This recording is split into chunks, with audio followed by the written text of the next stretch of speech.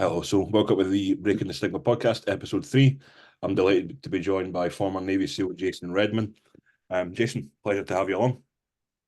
James, honored to be here, man. Big shout out to Scotland and the UK. Yeah, we're My, great. my family history goes all the way back to Scotland on my dad's side. So somewhere down there on my grandmother's side, we're Bruce's. Oh, you're descendant of kings and you're royalty. Maybe, probably not, but that is it does go in our family line. That's good, great to hear. It's always good to have that in your bloodline. So we'll start off then, Jason, just with your growing up in your family life. So growing up, how was your upbringing? Was it supportive? How was that for you? Yeah, it was supportive. My parents were great. I mean, I did not grow up in an abusive household. About probably the biggest thing was my parents divorced, so that was a little disjointed. So I bounced back and forth between the two of them growing up. Um, I'd like to think that helped make me more resilient and ability to adapt to change. I mean, it was never. Um, my parents didn't totally get along, so sometimes there was friction there. But beyond that, I think I was pretty blessed. I didn't have any major trauma or anything as a kid that I carried with me. We didn't have a whole lot of money. But beyond that, I felt like I had a pretty good upbringing. I wanted to be in the military. My dad had been in the military. Both grandparents had been in the military. They both had fought in World War II. So that was kind of my drive from a young age. I think I read a bit. I think your grandparent on your dad's side was a B-52 bomber or a bomber within. Yeah, B-24. So he flew over the European theater, actually was shot down over Yugoslavia, crash landed in a snowfield. Everybody survived and they managed to evade their way back to Italy. Did he survive the war? He did. He survived the war, except I never got to meet him. He died before I came along. He had a heart attack pretty young. So Sorry to hear that. I mean, with one of those where that generation, it would have been great to have that conversation to hear about their stories. Like, obviously, we're talking about your story, but having the World War II aspect and completely different generation, how they operated, it would have been good to have that sit down chat. I presume you would have hoped to have that chat at some point. I agree. I wish I could have. Yeah, he was a warrior, man. I mean, flew all his missions, highly decorated, distinguished flying cross. So Different breed, mate. Different breed. Um, you mentioned obviously straight away you were wanting to be in the military. You at any point into like sports and things before? Were you a fit guy before you took that plunge into military life? I played sports, yeah. So although funny, I wasn't big into sports as a young man. I was kind of a nerd and a runt. Okay. Uh, I got into sports only because I wanted to go in the military, and I was like, hey man, I need to do some things to toughen up. I loved football. My dad had played football when he was younger. He had always told me I was too small to play football. Thankfully, when I was probably 16, and I just said, you know what, I'm going to go out for the football team. And I never started. But I was out there every day, man, going after it. It taught me a lot. I was one of the smaller guys. I started much later in life, so I lacked the skill or the ability that many guys had developed because they had been playing since they were, younger. And then I also joined the wrestling team. So I started learning how to wrestle, which wrestling is a great sport. It's tough. You got to be mentally tough. You got to be physically tough. And it teaches you how to overcome.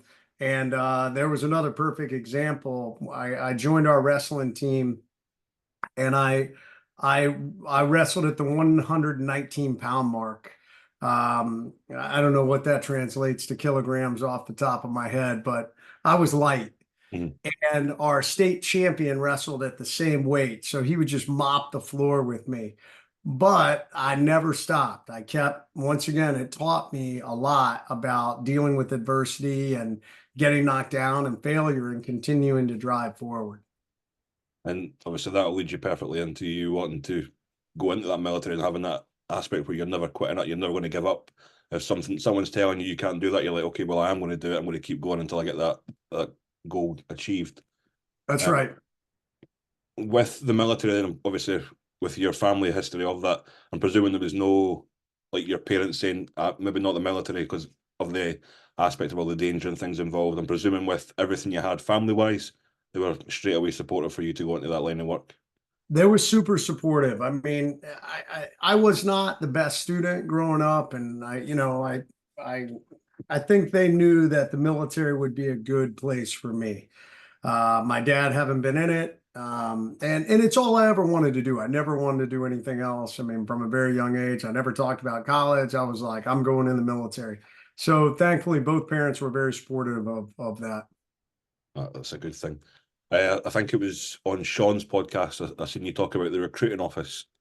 Was that straight away when you were trying to go in, or was that after you were already in the military at that point?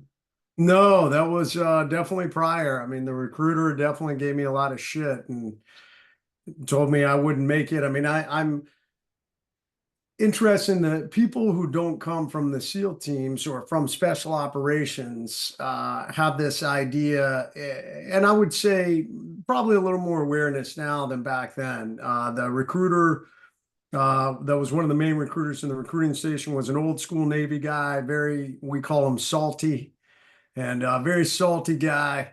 And I was a little runt, man. I was probably, 115 pounds when I walked in there. And I think in his mind, every SEAL is this great big muscle bound guy. And I think there's a lot of people that believe that our special operations are these great big guys. And that's really not true. But he tried to chase me out of there and say, hey, you don't have what it takes to be a SEAL. You don't, you're not SEAL material. And thankfully, I didn't really believe that. I had conviction in my beliefs that I had the ability to do it. Although he did his best he could to chase me out of there. And thankfully, he switched out. A new recruiter came in, and the new recruiter, a guy by the name of Henry Horn, a great guy, said, "Hey, man, if you want to be a SEAL, let me help you." From the outside looking in, I always thought Navy SEALs you had to do like 2 years normal service and then go for the SEALs, but you can go straight in off the street.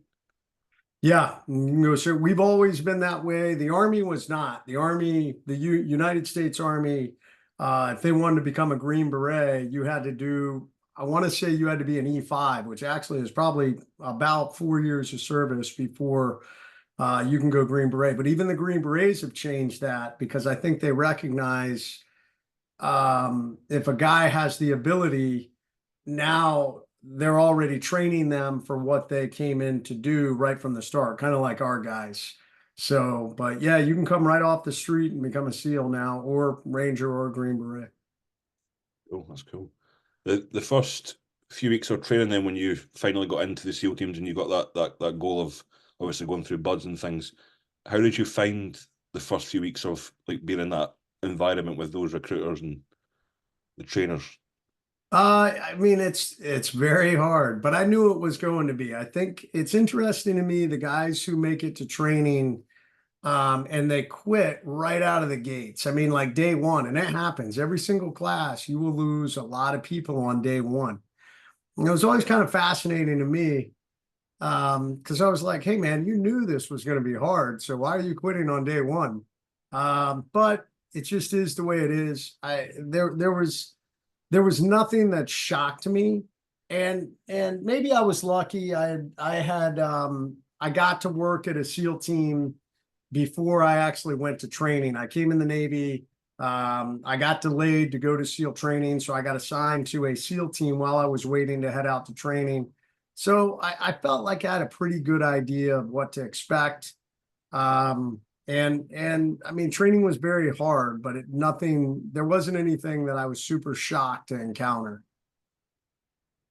That's, like when I've watched podcasts as well with different Navy SEALs and people that went through buds, it's one of those where they always say you think it's going to be tough, you know it's going to be hard, but you can never prepare for how intense those weeks are with the constant barrage of, I don't want to say abuse, but it's like they mold you down to what they want you to be and then just build you straight back up to what they need you to be in that role.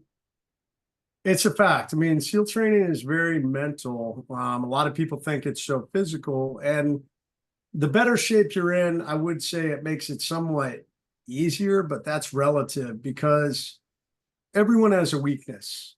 Some people are amazing runners. Some people are amazingly strong with their body weight. Some people are incredible swimmers. Some people are super agile, so they're able to go through the obstacle course. Everybody will encounter something in SEAL training. When the instructors figure out what your weakness is, they apply pressure on it. And that's what makes guys tougher. It's also designed to be very unfair, as is combat. I try to explain that to young men that, hey, in combat, you can do everything right and it will go horrifically wrong. And unfortunately, people die.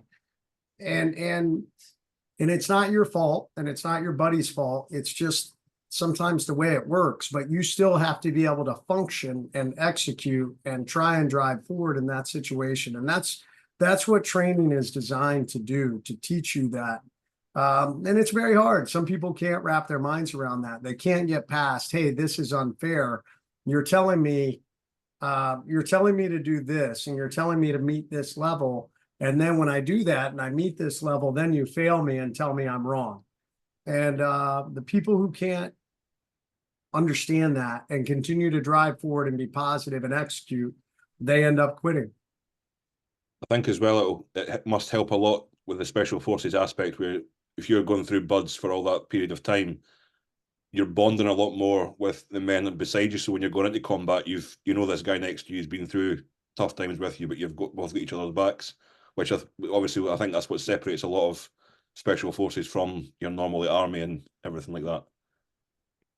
Exactly. Yep. And it's one of the things, I mean, most of the military has pretty amazing camaraderie. It's one of the things that I think most of us miss. But the SEAL teams, the way we train and the way we forge guys in buds, the way we do our training when guys get into platoons and even the higher level, I don't think there's anything like it in the military. I mean, our enlisted and officers do everything together. It just creates this incredible bond. And I mean, we call it the brotherhood, and I mean, it's a very real thing. Because obviously at the start I said former Navy SEAL, but you never lose that title once you've been through all that. You're always a Navy SEAL for life. You always have that creed that you're part of, I presume, Jason. Yeah. Absolutely. Although somewhere along the way, I'm starting to become an old guy, and I was like, how did that happen? You know, it's pretty funny. I have a few friends who are still active duty. But the vast majority of my age group is out of the military at this point. So I do my best to stay in great shape and continue to push myself. But you know, these young warriors, man, they're a bunch of studs. You've earned your rest now, Jason. You've done your time. During buds, was there any point that you thought, nah, fuck this, this isn't what I want. I'm done. I don't want to do it anymore. Yeah, during Hell Week, I hit a couple of points. I hit one, both happened on Thursday night. So Hell Week, for those that don't know, Hell Week is considered by many, it's by far the hardest block of training in SEAL training. 80% of the class will quit during Hell Week. And SEAL training as a whole has an 80% attrition rate. So you lose the majority of people during Hell Week. Hell Week is an entire week. It goes from Sunday to Friday. And the average student gets about 3 hours of sleep. You are wet and coated in sand probably 90% of the time. You know, you may be allowed to change clothes, but you may only be dry for an hour if you're lucky before you're wet and sandy again. It's not uncommon to chafe holes in your armpits and in between your legs. It's not uncommon to rub bald spots on top of your head from carrying the boat. It's not uncommon to, you know, your fingernails and toenails to fall off. Pretty brutal. And during Hell Week on Thursday, once you get to Wednesday, later in the day on Wednesday, I had bought into this idea. I'd been told, hey, it gets easier on Wednesday. And there's some truth that from the outside looking in. But when you're on the inside and you're being pushed, it does slow down because we're zombies at that point. By Wednesday, Thursday, into Friday, I mean, the instructors have to be very careful not to hurt the students by pushing them too hard, because you're now operating on 96 hours without sleep. So technically things slow down, but in your mind, they really don't. In your mind, you feel like you're pushing yourself as hard as you did at the very beginning. So Thursday night, we were doing some evolutions, and we were just losing. My boat crew kept losing. In SEAL training, we have a saying: it pays to be a winner. If you win, typically there's a reward for winning. If you lose, there's a reward. And usually it's the form of, getting wet and sandy again. It's in the form of extra push-ups, and it's in the form of some sort of punishment, if you will. And my boat crew, we kept losing. We kept losing. So we kept being punished for it. And I remember it was late Thursday night, and I thought about quitting. I didn't think I could keep doing this. And thankfully, I caught myself and reminded myself. I said, hey, man, if you quit, that's the end of this journey. Like, that's it. Like, you don't become a SEAL. So they tell you in SEAL training, this is no different in life. I try to explain this to people. Never quit in the moment. Never quit when you're super uncomfortable or in pain or things like that. Try to do everything you can, because we quit when we're emotionally compromised, when we think we can't do it. And you're quitting when you're not thinking straight. You're just giving in to discomfort and pain. Yet if you push through to the other side, at some point there will be a break, whether it's in life or whether it's in SEAL training. Every evolution at some point will have an end. And it's during that point that it ends that you're able to take a breath and say, you know what, that was really, really hard. I didn't think I could do it, but now I'm on the other side. And I tell guys, if you truly want to quit, make it to that point, make it to the breaking point, and then decide, do you still want to quit? 99% of people don't. They only wanted to quit when they were in pain or they were super uncomfortable. So try and teach that in your mind. And that's what I told myself. I said, hey, man, you're caught in this moment. Like, get to the other side. And then if you truly want to leave, you can leave. But then I didn't. I was like, I just had a moment of mental weakness. And again, I suppose that goes back to the adversity and having that instinct within yourself to think, fuck that, no, I can push to this. It's shit just now, but at the end goal, I've got something that I'm pushing for that I've always wanted. And you're obviously fighting your own subconscious at that point, but to overcome that is a massive thing. Once you completed Hell Week, is it straight away that you get your trident, or is there like a whole process after that? No, Hell Week's at the very beginning. Oh, So okay. you still have, you still have months and months and months of training. And in the first, so you have first phase, second phase, and third phase. So first phase is very physical. It's designed to weed people out. It's for all, we call it the beatdown phase. So lots of pressure, lots, constantly wet, constantly doing lots of exercises. Once you make it through that, Hell Week's at the very end, typically of first phase. Then you move into dive phase. And then the third phase is tactics and weapons and demolitions. Once you make it through Hell Week, you've proven that you mentally have the ability to endure. And that's one of the biggest things we're looking for. Now it becomes, can you be safe under pressure? Can you make the rapid fire decisions that special operations guys need to make? Those are the two things I tell anybody. Hey, man, there's two critical things that make a special operations warrior.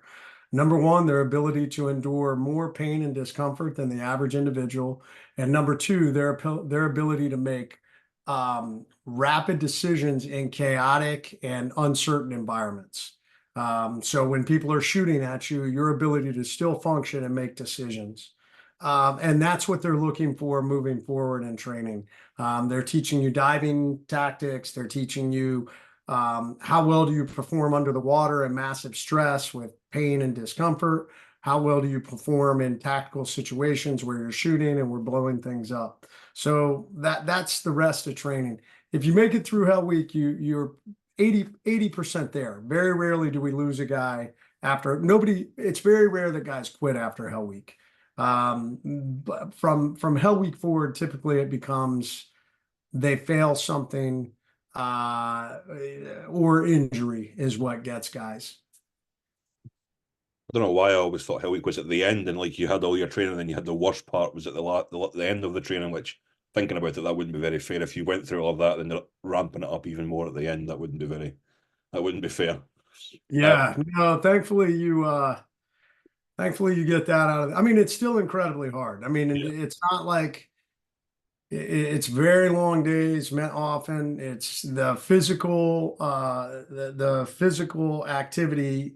Maybe I wouldn't say it's exactly the same as first phase, but it's still very difficult. And they keep the pressure on you all the way through SEAL training.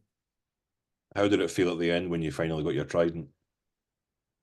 Well, I didn't get my trident. So when I went through, you didn't get your trident for at least a year after you finished SEAL training.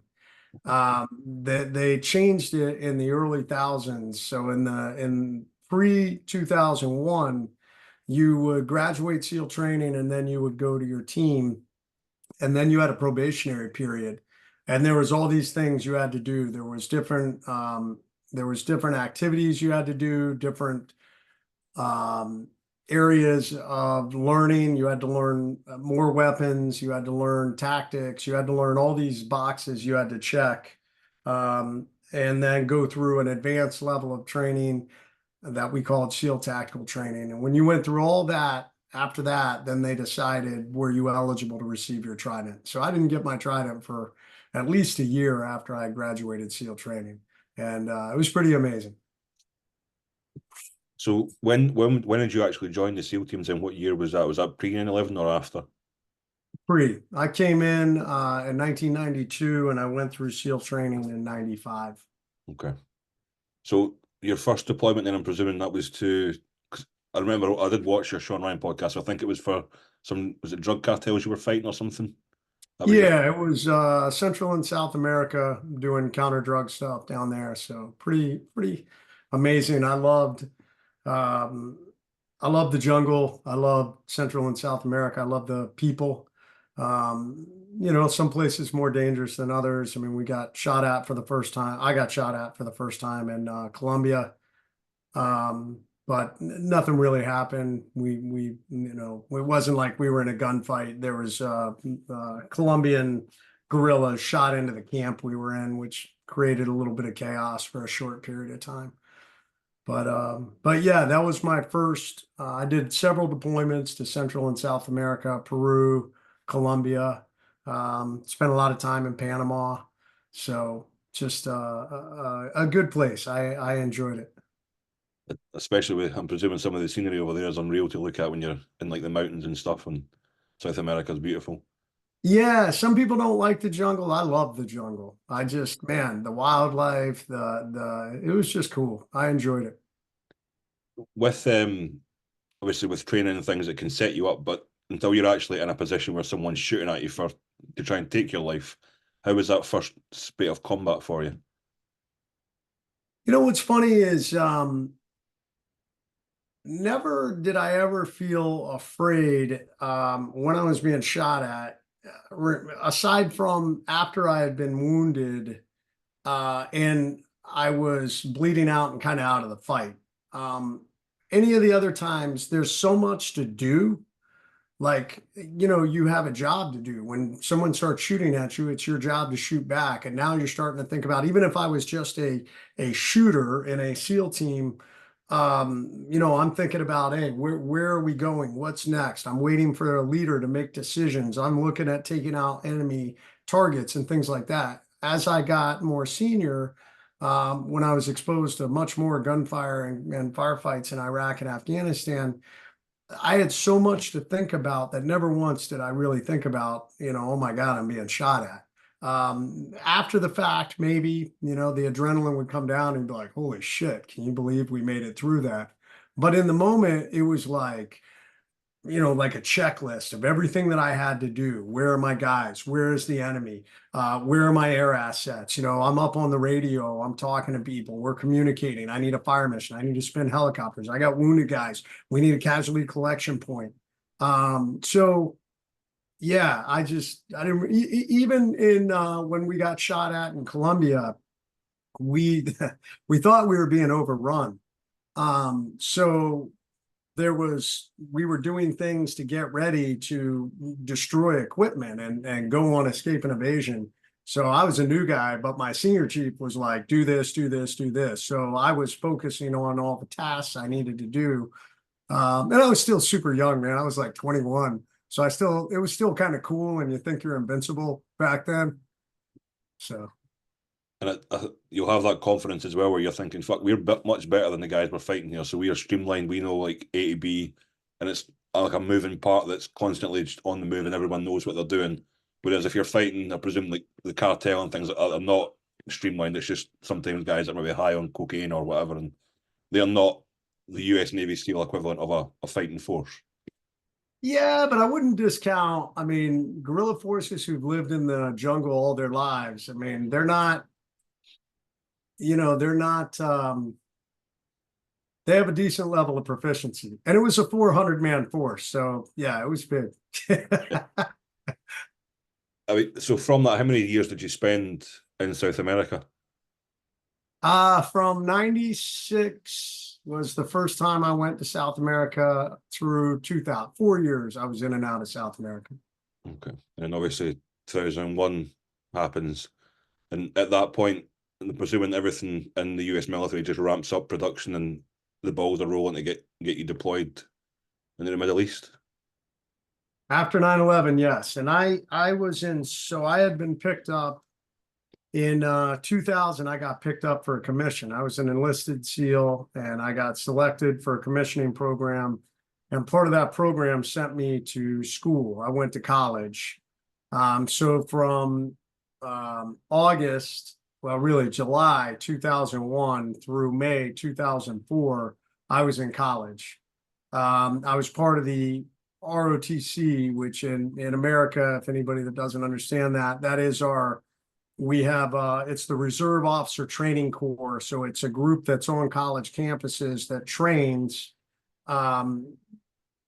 individuals to become officers in the military.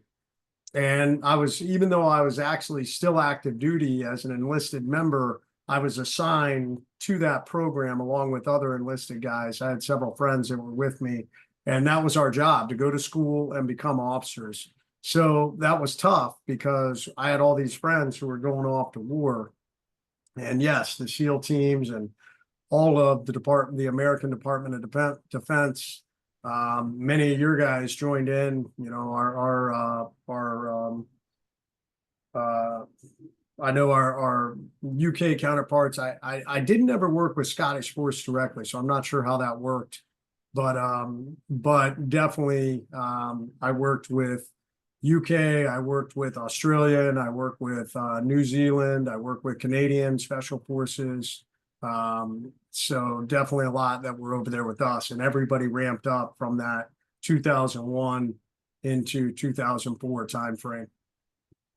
And another thing I will mention, at this point, had you met your wife, or were you with her before you even went into the SEALs? No, I met my wife in 1999. Okay. We were married in 2001. So we got married right before I started school. So I got married in July and I started school right after that. So the good news was it gave my wife and I time to get to know each other while I was at school. The downside, she knew, and we both knew, as soon as I returned, I was going to war, which I wanted to do. I had come in to be a SEAL to do that. So. And obviously, we mentioned that your parents were very supportive of the military aspect. Was she the same, or was she hesitant as she came from? Did she come from a military background with parents, or was she just a little apprehensive with you going into the service? No, she did not come from a military background. She'd never been exposed to anybody in the military until she met me, but she was incredibly supportive. I mean, my wife is not a big worrier. I think she trusted that I was part of a group that trained hard. We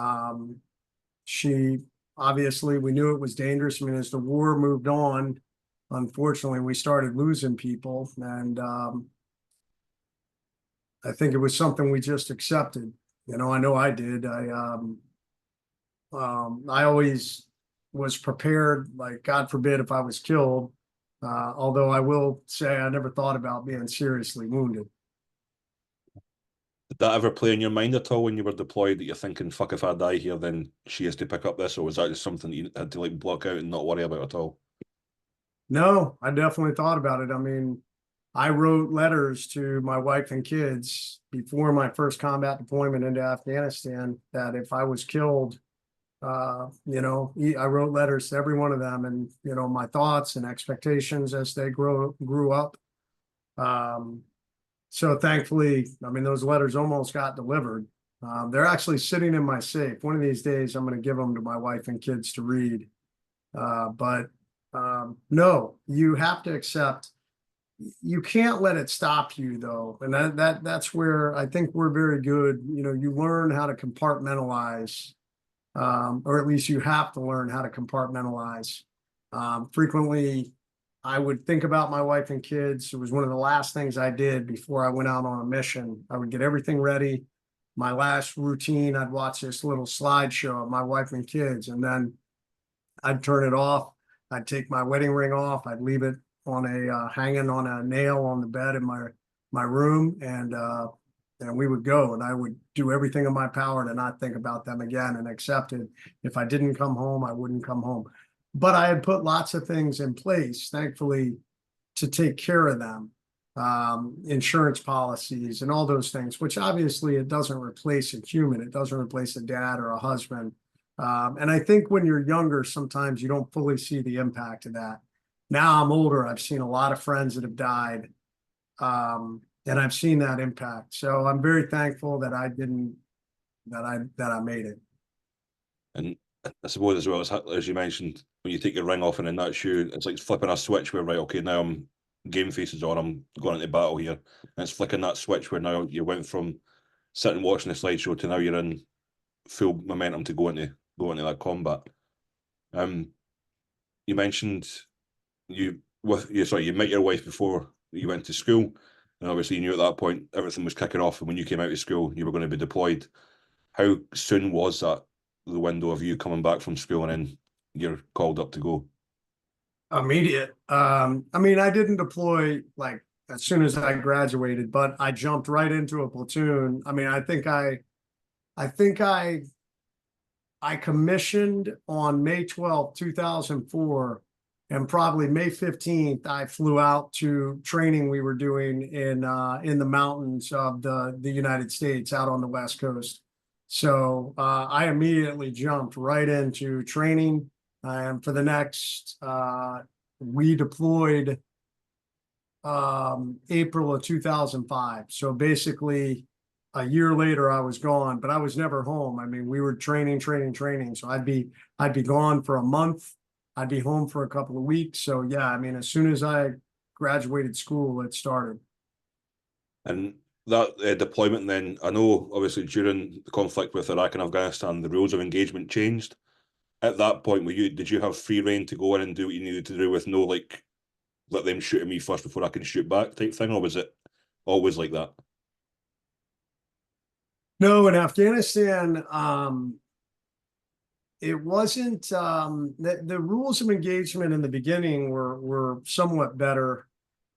Towards the end of the deployment, they were starting to get pretty restrictive, um, and led to some challenges that I think stopped us from doing operations. I know Bill McRaven was the admiral in charge of the SEALs then, and he basically decided, coming towards the end of our deployment in 2005, we were being required to conduct operations in the daytime. We were being required not to do some of the, to breach, meaning using explosives on doors. We were told we couldn't do that. A lot of the things that we use to give us a tactical advantage against the enemy. And thankfully, Admiral McRaven at that time said, "Hey, you know what? I'm not going to risk my guys for these rules of engagement." So they pulled guys out of Afghanistan for maybe a year or so. I can only imagine how frustrating that is as well, where you know what you need to do, but you have all of these barriers that are getting put up that you can't do the X, Y, and Z to get the job done. And does that not jeopardize you more at that point if you're having guys that are, you know that there's a threat there, but you can't engage until that person shoots at you first, and then you're like, well, at that point I could be fucking dead. So it's Yeah, That's frequently, well, I mean, oftentimes rules of engagement are driven by politicians more so than and that's a problem that's occurred in war since the beginning of time. The individuals on the ground, in my opinion, should be the ones making the decisions. And oftentimes those decisions end up being made at a very high level where they're fairly removed from the ground. That being said, there is a balance. Obviously, if we go in and we just kill everybody, you're going to create more people that hate you, and it is an issue. I mean, you go in and kill a family of people. At what point do you just have the entire population hate you, and now they're fighting you even more? So there is a balance. You have to make sure you only take out. This is a big problem Israel's facing right now.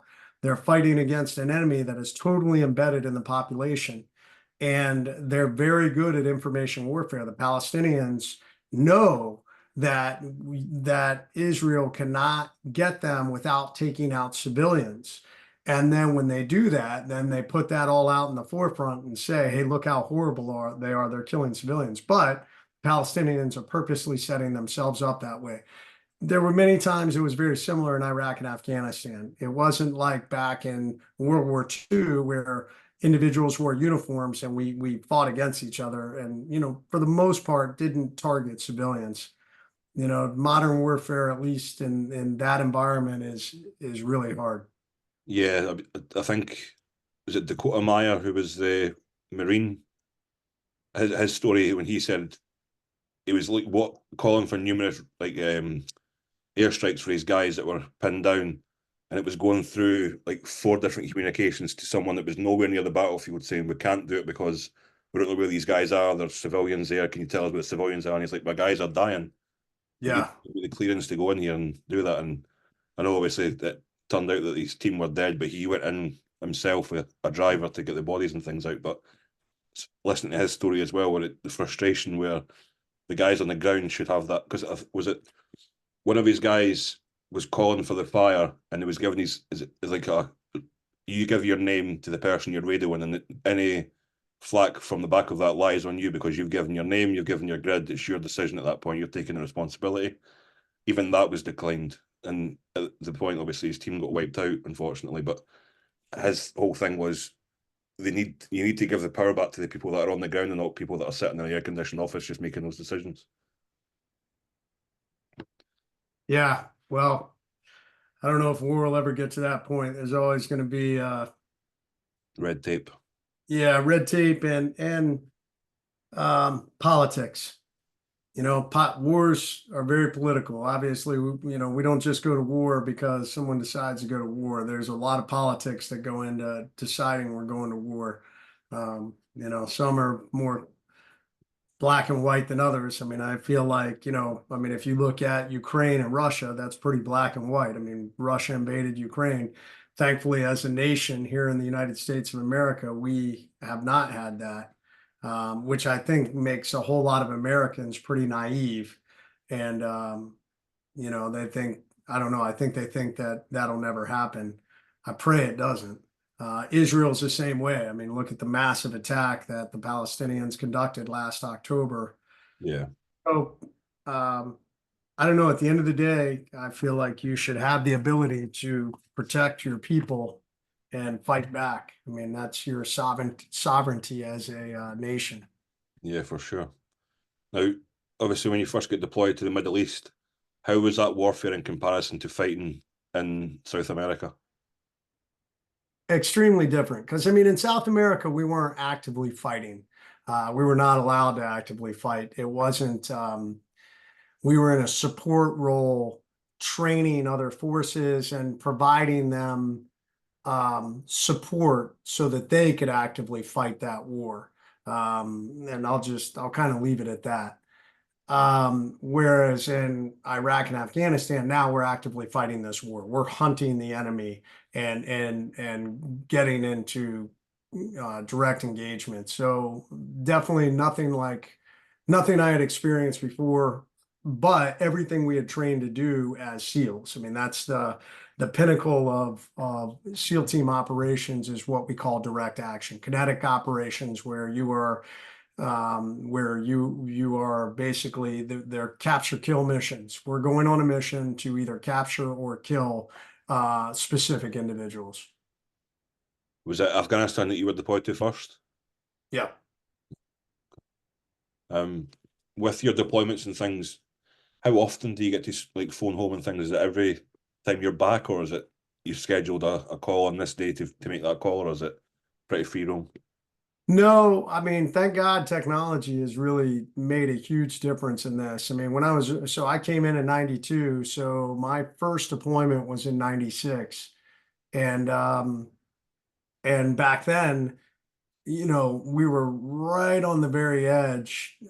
Really, the internet wasn't that big a thing, and communications weren't that big a thing, cell phones and all that stuff. So, we still had payphones, and it was very difficult to communicate. Fast forward to when I was in Afghanistan in 2005.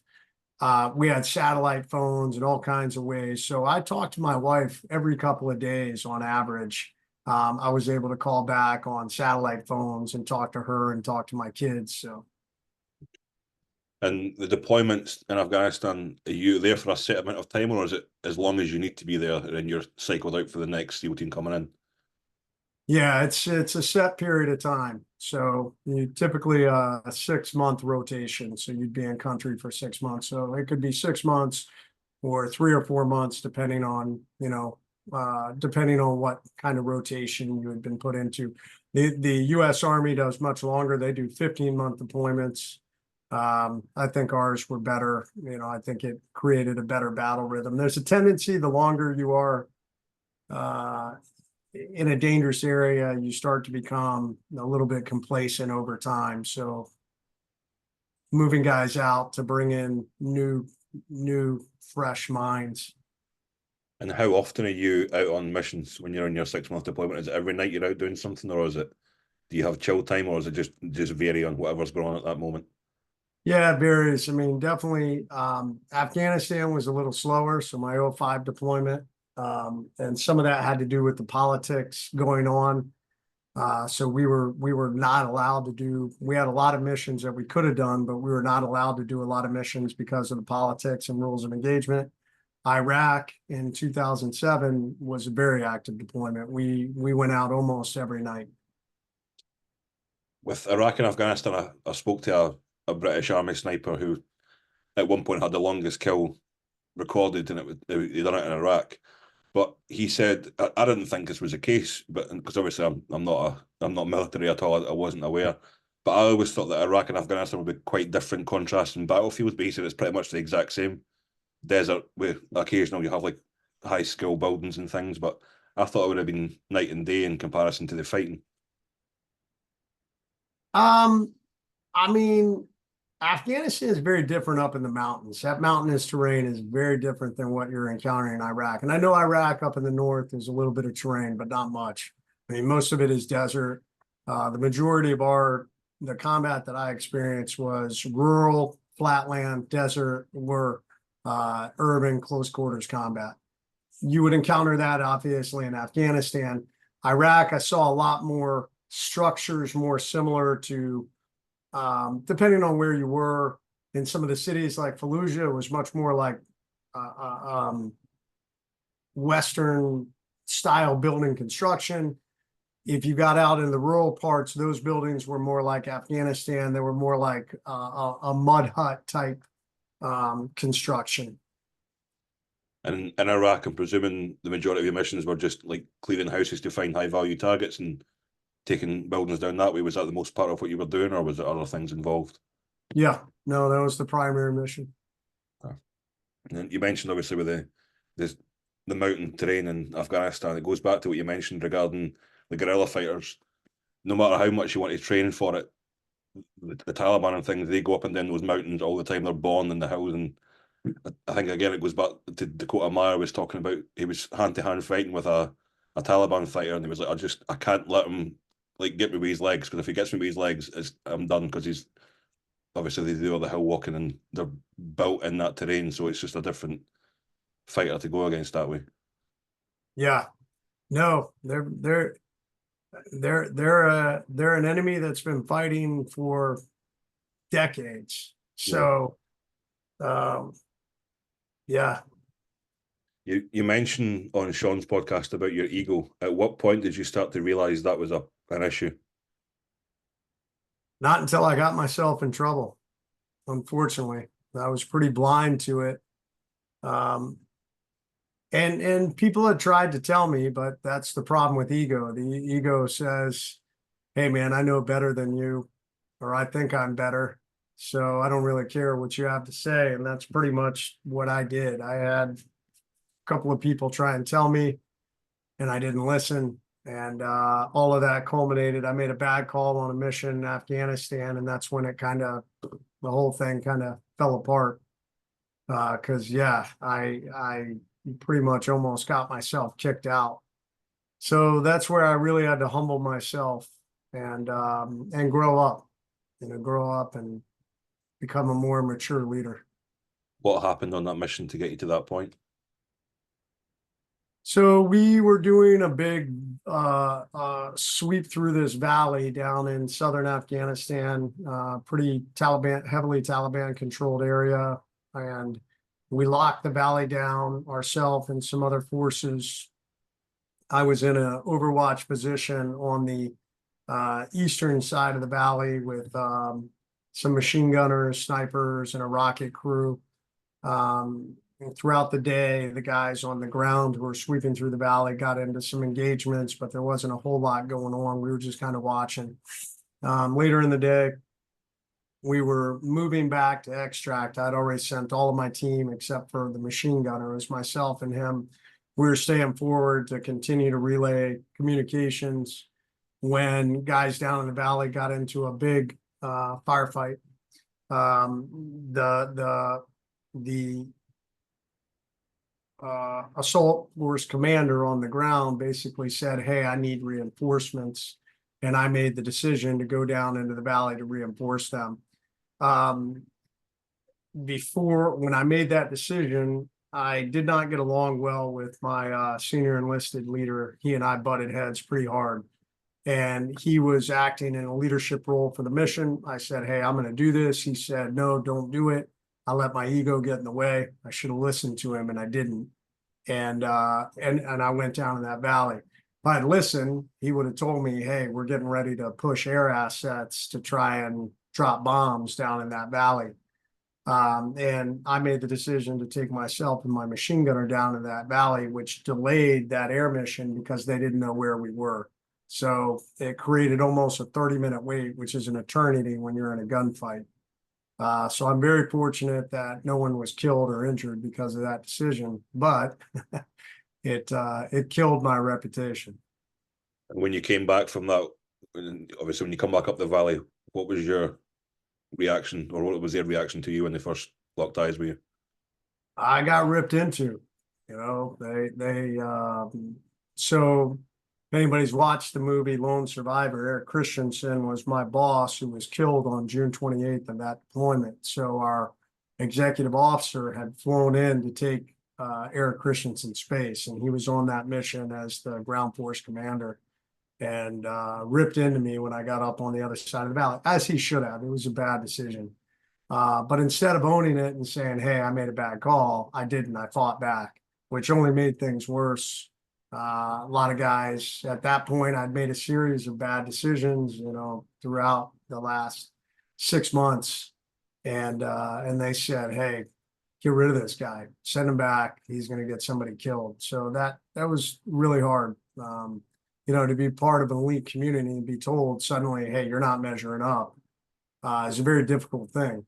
And I'm very fortunate that I had leadership who decided to give me a second chance. Yeah, I'm glad they did. What was the process on the back of that then? Were you sent back? Yeah, we were down operating near Kandahar, and our headquarters was at Bagram. So they put me on a helicopter with a few other guys, and they flew me back to Bagram to meet with the commanding officer and our senior leaders of the SEAL team that were there.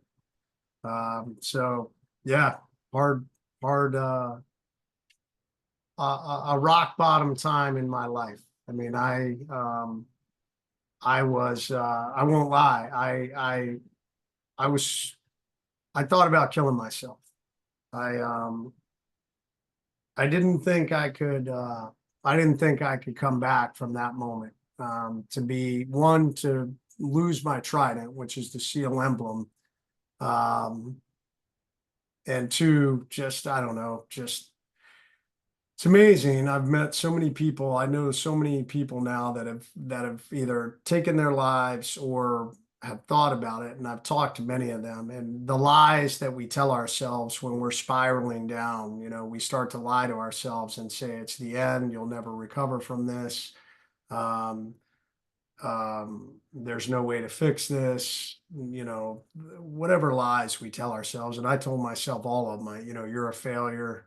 Um, so yeah, I almost took my life. I put a gun in my mouth in my room in Afghanistan, and thankfully I didn't pull the trigger. I looked at right as I had my gun in my mouth, I looked across the desk at a picture of my wife and kids. And, whether you believe in God or not, I feel like a voice said, "What are you doing?" Um, and it stopped me and it kind of shocked me, and I was like, man, you need to go get some help. So I did. I went and sought out help, and I think so many guys are afraid to do that. They don't want to do that. They don't want to admit they're hurting. They don't want to admit they're struggling. They don't want to admit they've screwed up. And I just encourage what I've come to see now. I mean, I've lost multiple I lost my best friend to suicide in December of 2022. And the biggest lie we tell ourselves is they're better off without me. Like, hey, I'm doing the people around me a favor, and I'm eliminating my pain, and that'll make everything better. And it doesn't. Um, Whatever problem you're facing, it's a temporary problem. It can be fixed. It may take time. It may be painful. It could be the end for me. It could have been the end of my operational career, but um, oftentimes there's a new beginning if you're willing to navigate that. That's one of the things I talk about in my TED Talk. But what I've seen is when people kill themselves, it is it's like setting a bomb off inside your family. And the amount of damage and destruction it does to them is it's incredible. You put it perfectly there. I think you also mentioned, I seen a clip somewhere where you said share your darkness, because that as well is a perfect saying to live by, because any problem you have, it's absolutely the correct thing to do, just to share that problem, because then once you spoke about it, that can also help as well, even if it's something you think, even if someone can't help with it, just speaking about whatever you're going through can be better than having it just sitting in there and bottled up inside. um so you mentioned obviously you went and got support. I think from what I captured on the Sean podcast, you've seen a chaplain, the Navy SEAL chaplain, because they were talking about taking your trident. So you went to see him first, and he was like, "Well, come back and see me tomorrow when you make the decision." How did that go? Yeah, he was a Green Beret chaplain, but yeah, he was the chaplain for the Special Operations Forces on base.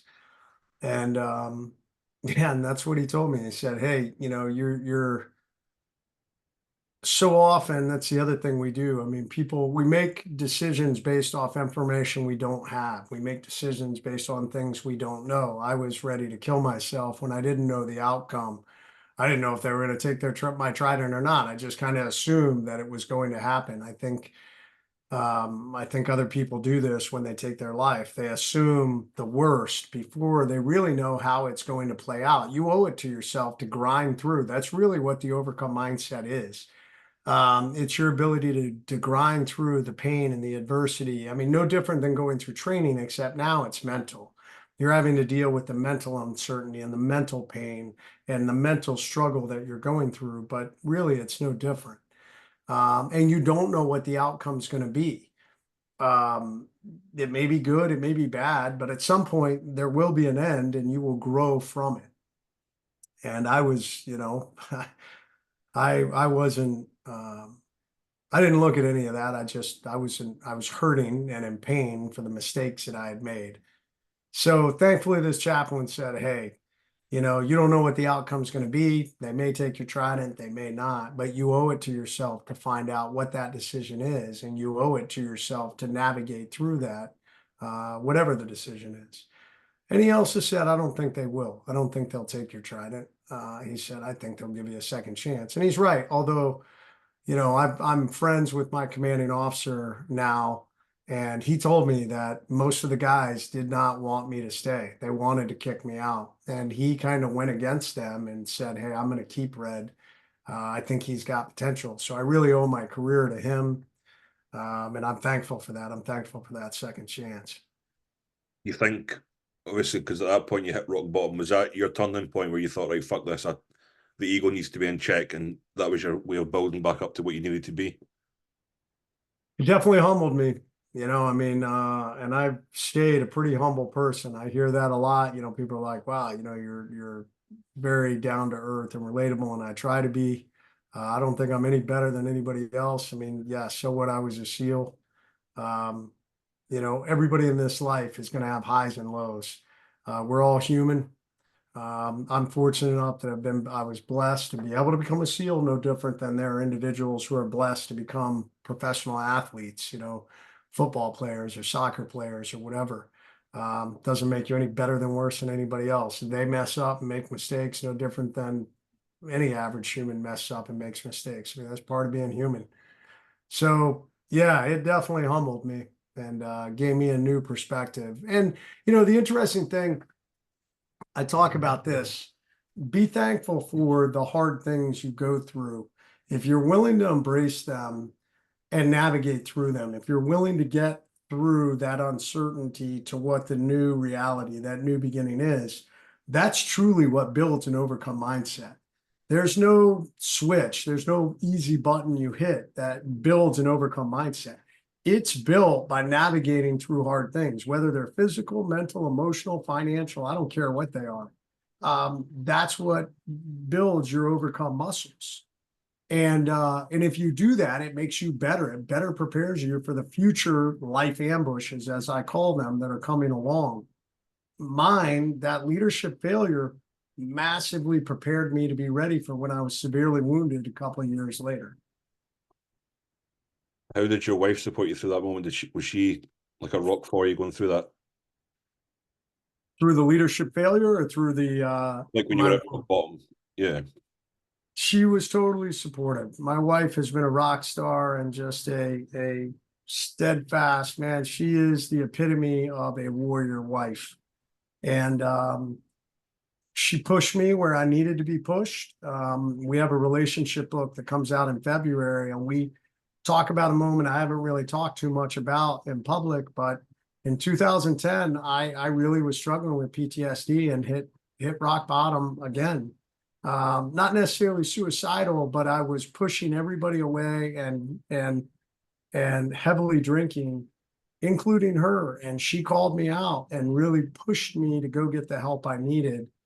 And I think having someone in your life like that is really powerful. I mean, marriage is not always this perfect thing. It's not, you know, you don't, you know, we're not always holding hands, skipping down the yellow brick road. Sometimes a good team push each other to be better. And my wife was like that throughout my career. She supported me as I supported her, and we pushed each other where we needed to.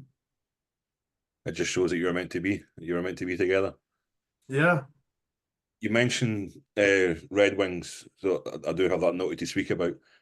Where were you when you were informed like there was a chopper missing, it had been shot down, there was SEALs missing? Where were you at that moment? We were in Germany. So the platoon that was on that helicopter was our sister platoon. I was originally in that platoon for a while. I was friends with Mike McGreevy, who was the officer in charge of that platoon, and we had trained very closely with all throughout training with Jeff Fontaine, Jeff Lucas, or I'm sorry, Jacques Fontaine, Jeff Lucas, Jeff Taylor, Eric Christensen, and Mike McGreevy. Those were the five guys who were part of our troop, Eric being our boss. So we were getting ready to head to Afghanistan. SEAL teams at that time would, instead of a full 6 month deployment, you would do a full 6 month deployment, but typically one platoon would be in Europe doing things, and one platoon would be Afghanistan. And after the 3 month point, they would rotate so that everybody would get combat experience. So we were getting ready to leave the following week to head to Afghanistan. And I remember, we got word that a helicopter had been shot down. And then obviously we were getting information. We called the guys in Afghanistan, and they didn't know a whole lot either. They were still waiting for word. So, we found out that obviously Marcus was missing and on the run. We found out pretty soon thereafter that everybody had been killed on the helicopter. And then several of our guys launched into Afghanistan for part of the recovery. We landed a couple of days later, probably 5 or 6 days after June 28th. Recovery, they had recovered Mike Murphy and Danny Dietz. We flew, or myself and several of the guys drove up to Landstuhl, Germany, and met several of our guys from our sister platoon that escorted Danny Dietz and Mike Murphy's bodies back to Germany, and also Marcus. Marcus had been brought to the hospital in Germany. So met Marcus for the first time and stood watch with some of the guys on Danny Dietz and Mike Murphy's body, and then turned back over to the guys for them to escort them home. And then we headed back to our base and flew to Germany probably a day or two later, maybe. And the recovery ops for Matt Axelson were still happening. I think they didn't recover Matt's body for almost 3 days after we were there. And then my very first introduction to combat was the memorial ceremony for 11 SEALs. Wasn't that like the largest loss of life for the SEALs since Vietnam or something? I believe it was. Since World War II. We had not lost that many guys at one time since World War II. And obviously we thought that was the worst tragedy we'd ever encounter. And then obviously, 6, 7 years later, 6 years later, 5 years later, we would have Extortion 17. Now, the reason, because obviously I've watched the film, so I've seen and I've watched podcasts and stuff with people that are like Green Berets and things that were called in to help with the recovery effort. What was the reason the Chinook went without the Apache support? I think mission creep. I think getting caught up in they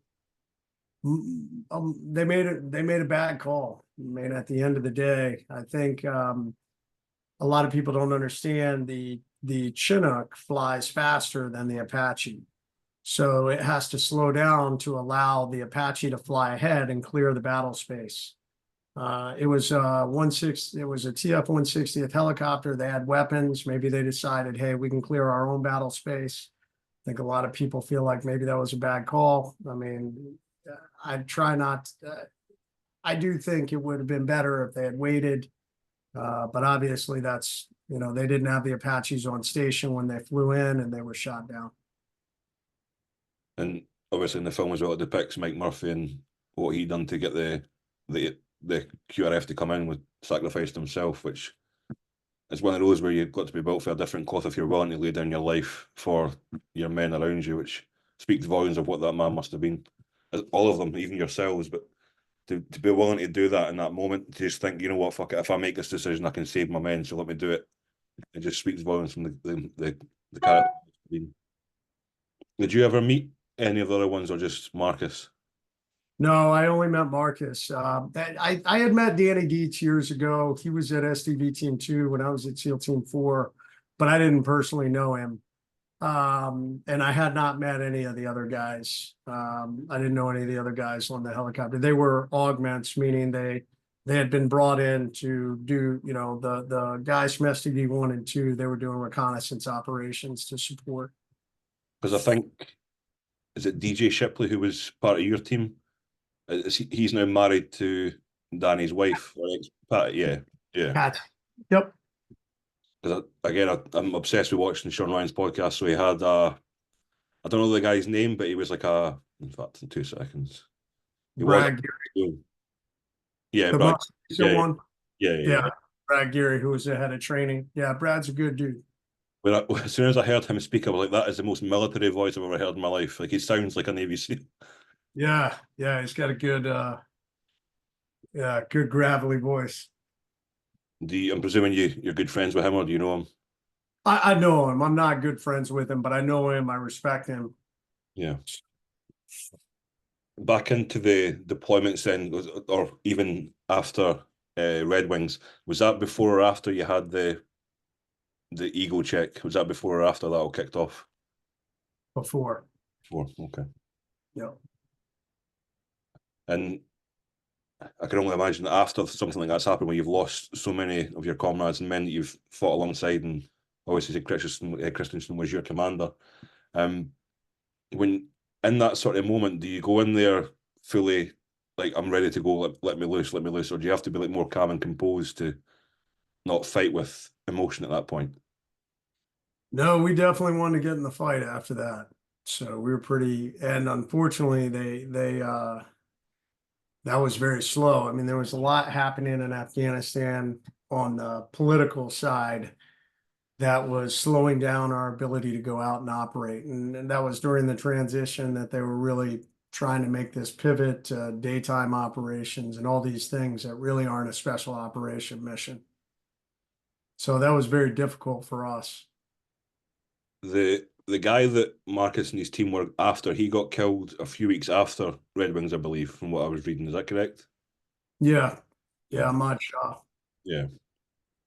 Um, the the fighting things, well, so we've mentioned, well, we've not mentioned it in detail, but we've spoke about it a little bit regarding the fight that changed your military career. How long after you were back in with your team and things after the whole Trident situation? How long after that was the firefight? Almost 2 years. Okay. So for those 2 years, were you having to like earn back your stripes with your comrades that were second guessing you Oh being there? yeah. Yeah, absolutely. So, I mean, I think for any military unit or police, fire, your ability to do the job is the most critical thing. And a dangerous job where their lives depend on you making good decisions, that's a big thing. And if you've broken that trust, that takes a while to rebuild. And for me, it did take a while. There were definitely guys who were not that thrilled that I was assigned to another platoon. They didn't really want to work with me. So I just kept my head down and I focused on trying to be the best version of myself for every evolution, making sure I knew what I was doing, that I was ready to go. And slowly but surely, I earned back that trust of the guys. And at what point were you then assigned to the unit with DJ and things? Was that straight away, or was that down the line where you were put into their squad? No, that was right after I got back um, from Afghanistan. I was signed, although I went to Ranger school in between. Because again, I think you mentioned on the other podcast you had to go through Ranger school to was it achieve some stripes or something? What was the purpose of going through Ranger school? Yeah, it was kind of part of my rehabilitation, my punishment to grow up. And it was good. I actually really needed it. Ranger school made me grow up. It gave me a lot of time to think. It gave me a lot of time. Ranger school is a leadership school. A lot of people think Ranger school is this tactical training, and it is. You learn some tactics, but it's much more about leadership in very adverse, hard environments. I mean, that's why the Army, the U.S. Army, places such a premium. Oftentimes, people don't understand. Like I would never say I was a U.S. Army Ranger because a U.S. Army Ranger actually is assigned to a Ranger battalion within the Army, meaning most of them went through Ranger school and then they were assigned to a Ranger battalion. But many people go through Ranger school and become Ranger qualified, but they're not U.S. Army Rangers. So I went through Ranger school and I'm tabbed. I'm Ranger qualified, but I'm not an Army Ranger. So a very big distinction. But and the reason the Army placed such premium on it is because it's a leadership school. They want as many of their soldiers as possible to go through Ranger School because it builds good leaders.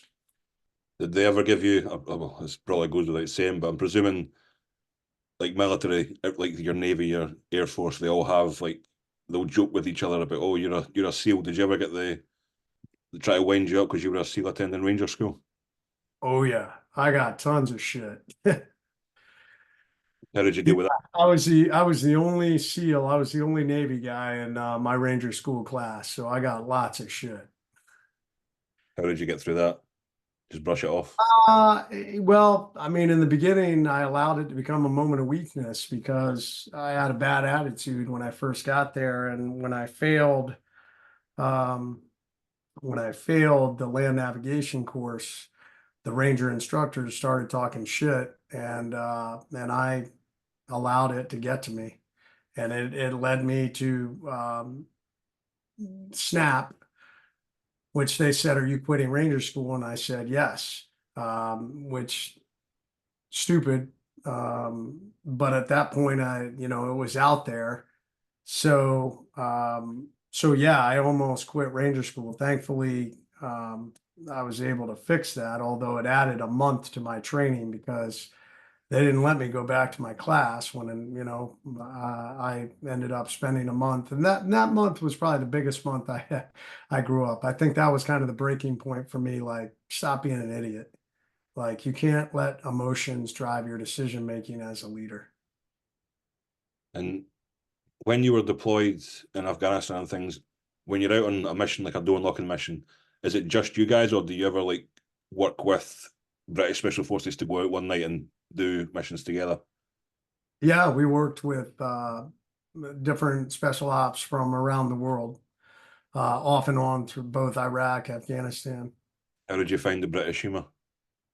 I loved it. I mean, I think military humor, the dark humor is good. We all get along with that. The civilians don't take it well.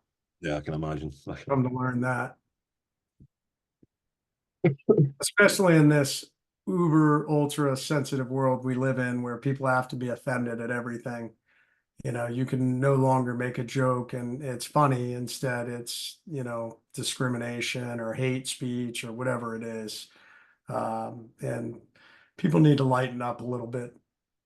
For sure. I mean, again, when I've been watching the things, a lot of military guys will speak about in the moments where maybe they're being shot or they're being shot at, they go for jokes because in that moment, that's something that gets you through the shit times. Even if you're somebody's shooting at you, you can laugh about it, and it's just anything to keep you going through that moment.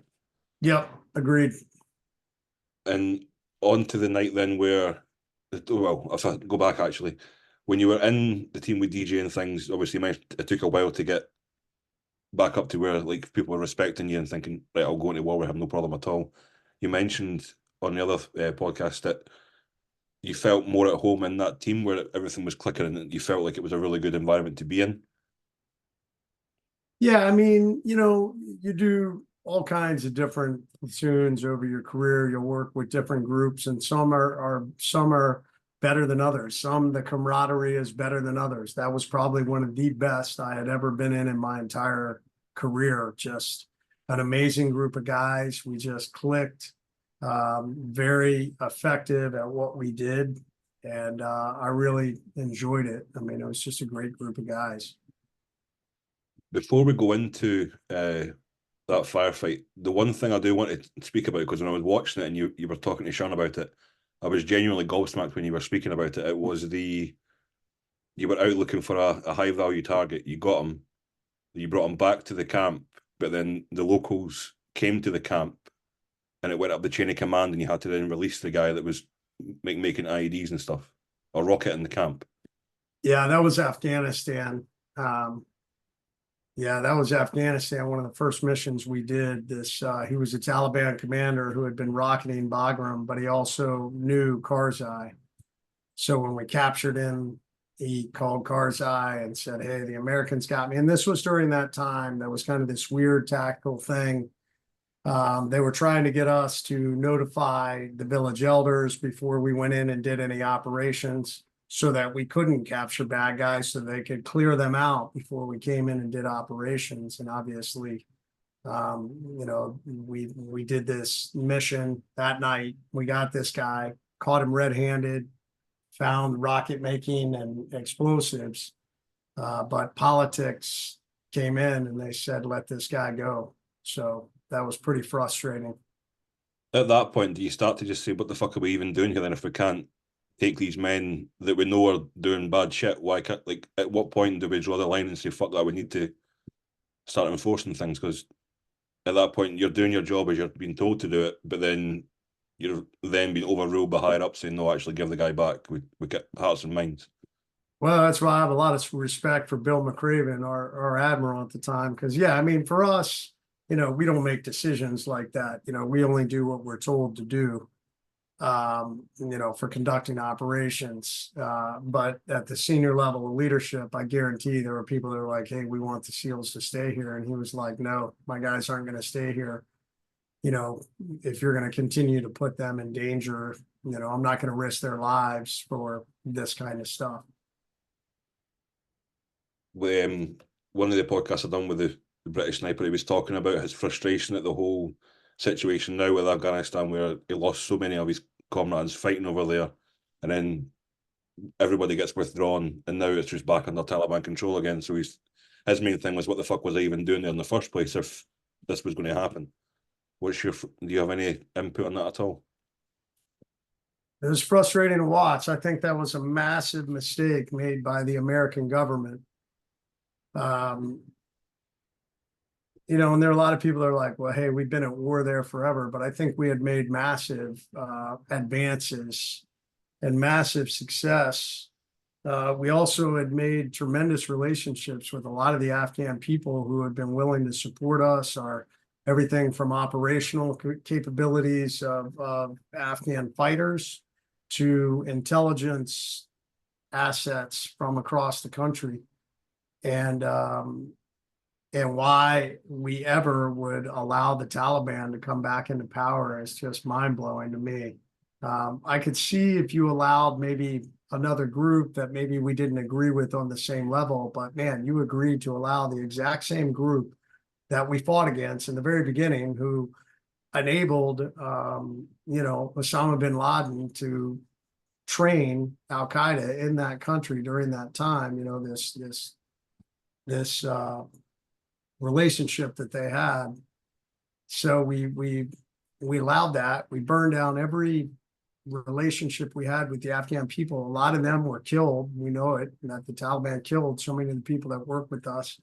I feel like we gave up an amazing strategic location, giving up Bagram Airfield. You know, why didn't we maintain that and help support the Afghan? We could have maintained a U.S. military presence to support the Afghan military with the helicopters and the weapons we had provided them, that now the Taliban has all that stuff. I mean, it made no sense to me.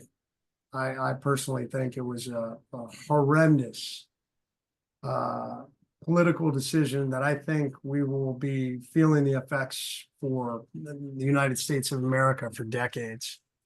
It was super bizarre to see the Taliban doing like Sky News interviews like they were a genuine political entity at that point as well. It was the most bizarre thing. Yeah. Going on then to the firefight that effectively ended your service. Talk me through the night of that, like the build up to it and your preparation and things for going out on those missions. Yeah, I mean, it wasn't entirely different from any other night. I mean, I think for most SEAL operations, I mean, a lot of guys talk about that. If you look at the Bin Laden raid, the Bin Laden raid wasn't significantly different from most operations we do in the way they do them. The nature of the target was different. Obviously, where it was located in Pakistan was different. But at the end of the day, you know, tactically, a lot of times they're the same, which enabled us to get very good at what we did. You know, we would identify, hey, we're going in to take down this target tonight. And because we'd done that a lot at this point, we knew how to basically take, hey, here's our formula, and now we apply it to this target. What are the dynamics? How do we apply it? So that basically was it. We had it was a high level target, so it was a little unique in that aspect, but it was a guy we'd been aware of, a guy we'd been trying to go after most of the deployment, and got word that he happened to be in that a specific target. Um, it was it was a sensitive target, and I'll just leave it at that. So it needed some pretty high level approval, which I didn't think it was going to get approved because of that. But I was surprised. Early in the evening, we got word that it was approved. So we started spinning up and, launched maybe around midnight or 1 a.m. On the helicopter package to go in and take that target down. Took the initial target down and nobody was there. Although we really expected pretty heavy resistance. So kind of a letdown, but also a pleasant surprise. We'd had a lot of close calls on that deployment. So we cleared the building, didn't find anybody, but as we started searching more, we started finding weapons and some explosives and things like that. So we were gonna blow that stuff up, and that was gonna be it. That was gonna be the night. We were gearing up to extract around 3 a.m. when our snipers saw some individuals in another house about 150 yards away, kind of run out of the building and go hide across the street in some vegetation. Suspicious behavior.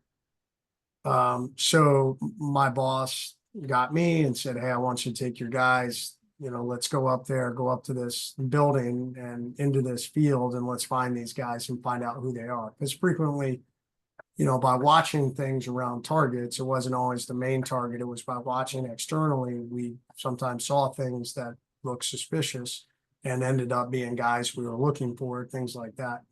So we maneuvered on that target, and going up from south to north, we ended up going through some really thick vegetation coming up from the vegetation side where these guys were hiding.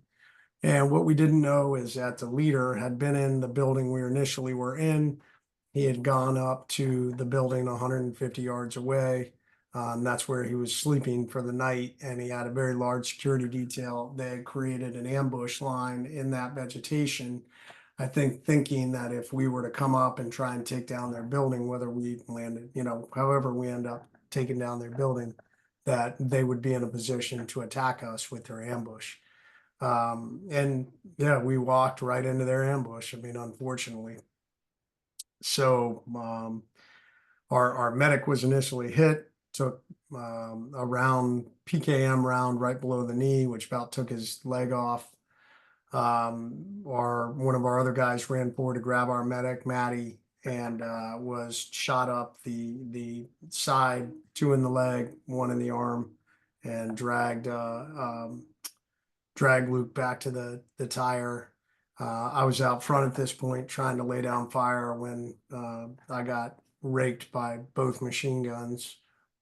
So across the body armor, I took 2 rounds in the elbow, which I thought shot my arm off.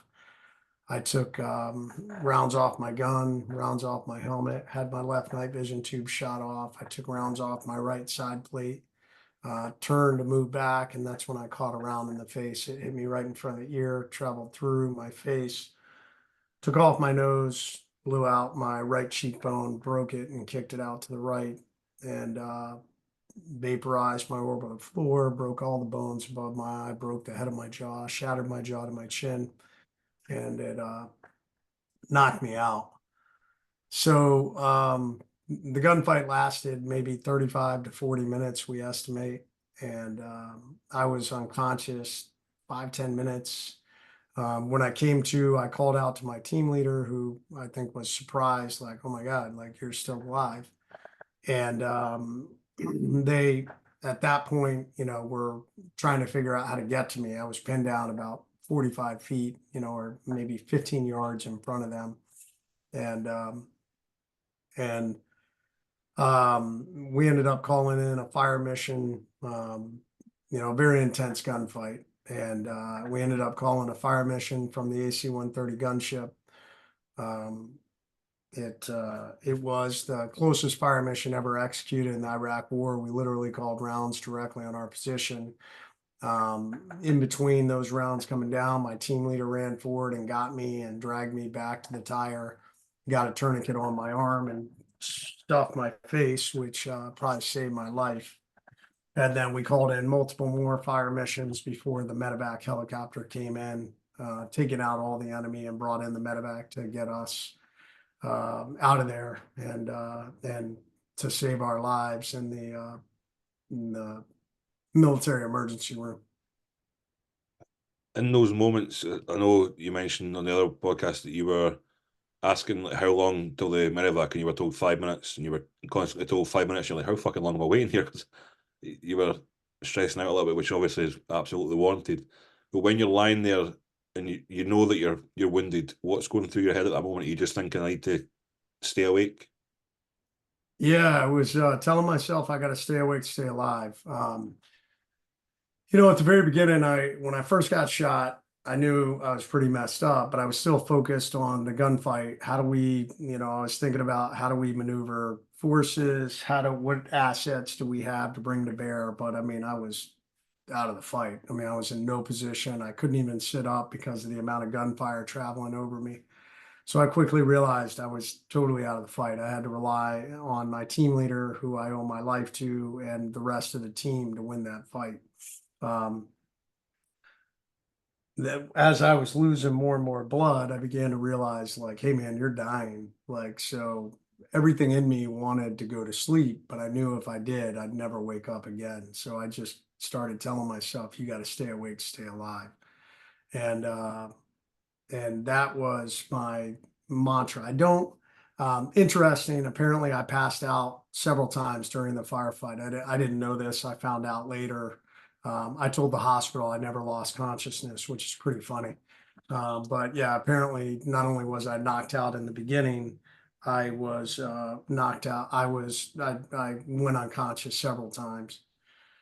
So, but that's how I just focused on that. And, I lost a lot of blood. The doctor said it was a miracle I survived. So What's the story with the grenade? the grenade was in the operating room. So when they took me into the operating room, they cut off all your gear and, I apparently they hadn't cut my clothes off yet. And on my belt, I had a pouch with a grenade in it. And apparently they had missed that grenade. And they found it in the operating room. So here I was thinking I made it, thinking they were going to save my life. And all of a sudden a nurse calls out, hey, he's still got a bomb on him. And they clear the operating room. So I'm like, oh my God, I'm laying here, I'm dying. And everybody leaves, like, the Roadrunner cartoon, me, everybody's gone. So kind of a funny, it wasn't funny in the moment, but kind of funny when I look back on it. But yeah, that was the last thing I remember before I passed out. And obviously somebody cleared the grenade, they came back in and they saved my life. But yeah, so pretty amazing moment. Was your wife informed that you were at any point hit, or was she not informed at all until you got in touch with her? No, she had not. She was not aware. So when they moved me into surgery, my commanding officer had reached out to her. And that almost is a story by itself. But she she was aware I'd been shot. She did not, and he told her, he said, your husband's been shot in the face. So she wasn't aware of my mental state. And I don't think they knew because I was still in surgery when he talked to her. So I didn't talk to her for the first time for a couple days later. I had my initial surgery was in Baghdad. They stabilized me. They moved me to Balad. I think I might have had another surgery there. I was in the ICU. Then they flew me to Germany and they did some more surgeries in Germany. And it was in Germany was the first time I had a teammate that went with me and he said, hey, do you want to call your wife? And I said, yeah. I couldn't talk. I'm wired shut. I'm trached. And he said, what do you want me to tell her? And I wrote to him. I said, tell her I got all shot up, but my wang's okay. And he was like, what? I'm not telling her that. And I was like, tell her that. So it was really good for my wife because she was like, not just because my wang was okay, but because she was like, his sense of humor is intact. Like I know mentally he's okay. So I didn't actually talk to her until I saw her several days later when I got to Bethesda. Before we bring it to an end, then, Jason, if you just touch on the note that you had on the back of your door for your hospital room. Yeah, the sign on the door, which has definitely gotten very famous, happened, a few days after I got back from the hospital. I won't lie, I was struggling. I think anybody who's been through something major, some major traumatic event, in the beginning, it's tough. You're like, what does the future look for me? And and I was in that boat, and I was really struggling. I had some people that came in the room that were showing a lot of pity for what had happened to me. And when they left, I wrote to my wife and I said, you know what? From this point forward, I refuse to feel sorry for myself, and I'm not going to let anybody else come in here and feel sorry for me. And I wrote out this sign that said, attention to all who enter here. If you come in this room with sadness or sorrow, don't bother. The wounds I received, I got in a job that I love, doing it for people that I love, defending the freedom of the country that I deeply love. I will make a full recovery. What is full, that's the absolute utmost physically I have the ability to recover. Then I'm going to push that about 20% further through sheer mental tenacity. This room you're about to enter is a room of fun, optimism, and intense rapid regrowth. If you're not prepared for that, you go elsewhere. And we signed it, the management, and put it on a big orange sign, kind of looks like that, and put it on the door. And it took on a life of its own. It ended up going viral all over the news. I mean, today it's been featured in many books, documentaries, but it became something powerful for me too. It became my new mission to look at that and remind myself, like, hey, this is who you are when you're struggling. And I mean, 4 years and 40 surgeries is what I went through. So I tell people that sign represents one of the greatest gifts you have in this life when you're struggling and you're going through trauma or hardship is you have a choice. No one forces you to lay there and feel sorry for yourself. Yes, it is hard. Yes, it hurts. Yes, it's uncomfortable. Yes, it may be the end of some part of your life. Like for me, it was the end of my operational career as a SEAL. But you can choose to be positive and you can choose to drive forward. And that's what that sign represents. I think that's a perfect way to end it, Jason. It's been an absolute pleasure speaking with you. James, thanks, man. I appreciate it. Yeah, for any of you that are struggling out there, man, you got to get off that X and just remember you have a choice. And I know sometimes it's hard and you think it's the end and you think that like, hey, this is the end of my life. But the reality is I know so many amazing people who thought it was the end, and maybe it was in one part of their life, but because they were willing to grind through, it allowed them to find a new beginning. So if any of you guys are struggling and you really need some help, my second book, Overcome, is all about that. And you guys can find it on my website, jasonredman.com. Those are signed copies of the book on my website. If you go to Amazon, those aren't signed. But if you go to my website, jasonredman.com, you can learn more about me and you can get those signed copies to help you get off that X. Perfect. I'll link all that below as well as your website. I'll link the book links as well. I'll put that all in the description. Oh, awesome. An absolute pleasure, Jason. You take care. Yeah, James, thanks, man. Appreciate it.